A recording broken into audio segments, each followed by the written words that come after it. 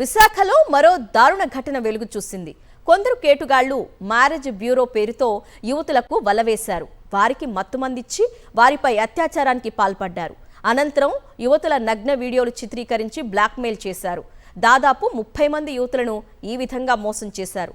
గర్భం దాల్చిన యువతులకు గుట్టుచప్పుడు కాకుండా అబార్షన్ చేయించారు. పోలీసులకు ఫిర్యాదు చేసినా న్యాయం దక్కలేదంటున్న బాధితురాలితో మా ప్రతినిధి నరేష్ ఫేస్ టు ఫేస్. విశాఖపట్నంలో రోజురోజుకి మహిళల పట్ల అఘాయిత్యాలు పెరిగిపోతూ వస్తున్నాయి. తాజాగా మరొక ఘటన వెలుగు చూసింది. ఏకంగా కూల్ డ్రింక్లో మత్తుమందు కలిపి పలుమార్లు అత్యాచారానికి గురిగట్టడమే కాకుండా హత్యా ప్రయత్నాలు చేస్తున్న పరిస్థితి నెలకొంది. ప్రస్తుతం అంతా పాటు బాధితులు ఉన్నారు. పోలీసుల వద్దకు వెళ్ళినా న్యాయం జరగలేదంటూ కూడా సాక్షి టీవీని ఆశ్రయించడం జరిగింది. చెప్పండి అమ్మా, అసలు ఎవరి వల్ల మీరు ఇబ్బంది ఎదుర్కొంటున్నారు? అసలు ఏం జరిగింది? మీకు పరిచయం ఎలా ఏర్పడింది? అసలు ఏం జరిగింది?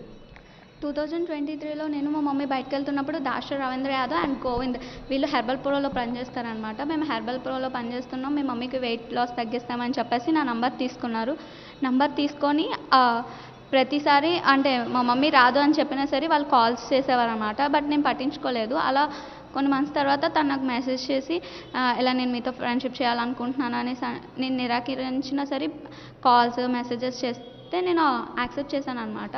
8 ఫీట్ రోడ్లో ఉన్న మ్యారేజ్ బ్యూరోకి తీసుకెళ్ళి కూల్ డ్రింక్లోని మత్తుమందు కలిపేసి ఇచ్చి నన్ను యూజ్ చేసుకొని ఒక వీడియో తీసాడు అనమాట. వీడియో తీసి నేను కాన్షియస్లోకి వచ్చిన తర్వాత ఎలాగ నువ్వు నా లవ్ యాక్సెప్ట్ చేయకపోయినా, నేను ఎప్పుడు పిలిచినప్పుడు రాకపోయినా, డబ్బులు ఇవ్వకపోయినా మీ పేరెంట్స్ని చంపేస్తాను అండ్ మీ వీడియో అనేది వెబ్సైట్లో అప్లోడ్ చేస్తానని బెదిరిస్తే అండ్ తర్వాత నా ఫోన్ కూడా హ్యాక్ చేస్తాను. నేను ఎవరితోని చెప్పుకోలేని సిచ్యువేషన్ అయిపోయి నేను ఒక 1 year వరకు వాళ్ళు తను పెట్టిన టార్చర్, ఇంకా వాళ్ళ ఫ్యామిలీ పెట్టిన టార్చర్ భరించాను అనమాట. సిపి సార్ దగ్గర కూడా వెళ్ళాను. నాకు ఎటువంటి న్యాయం జరగలేదనమాట. పోలీస్ సార్లకి ఇవన్నీ చెప్తుంటే వెళ్ళడం నీ తప్పమ్మా అనేసి అన్నారనమాట. వాళ్ళకి ఫేవర్గా మాట్లాడుతున్నారు తప్ప నాకు అన్యాయం జరిగింది అనేసి వాళ్ళేం పట్టించుకోలేదు. ఎలా అంటే ఒక పని మనిషి కన్నా దారుణంగా వాళ్ళు నన్ను ట్రీట్ చేసేవారనమాట.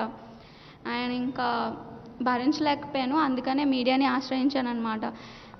పూర్తిగా అంటే మీకు ప్రెగ్నెంట్ అయిన తర్వాత ఎటువంటి పరిణామాలు చోటు చేసుకున్నాయి? మీకు అబార్షన్ చేయడానికి వాళ్ళు ఎటువంటి ప్రయత్నాలు చేశారు? తర్వాత ఏం జరిగింది?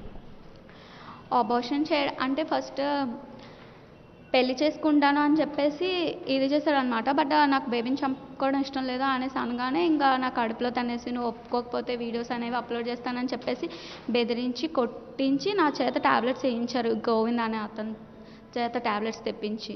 తనకు న్యాయం జరగలేదని విశాఖ సిపి శంకరపతి బాగ్చికి ఫిర్యాదు చేశారని, అదేవిధంగా పరవాడ పోలీసులు ఫిర్యాదు చేశారని, ఆ తర్వాత పోలీసులకు ఫిర్యాదు చేసినప్పుడు కూడా ఎవరో కూడా తన ఫిర్యాదు తీసుకోకపోగా పూర్తిగా అసలు నెగ్లెక్ట్ చేస్తూ ఎవరైతే నిందితులు ఉన్నారో వారికి సపోర్ట్గా మాట్లాడుతున్నట్టు కూడా ఆమె ఆవేదన వ్యక్తం చేస్తున్న పరిస్థితి కనిపిస్తుంది.